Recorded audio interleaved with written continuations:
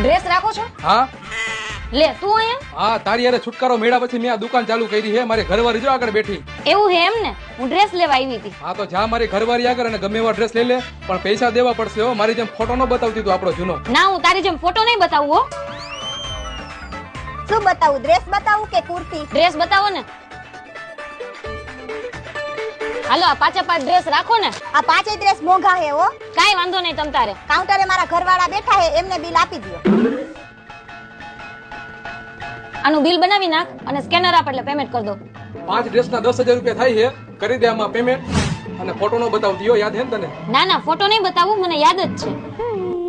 હાલે જો વિડિયો. મને ખબર જ હતી તારી દગો તે પહેલાય કર્યો હતો ને અત્યારે કર્યો. હા તો થઈ ગયું ને પેમેન્ટ કે બતાવું આગળ વિડિયો?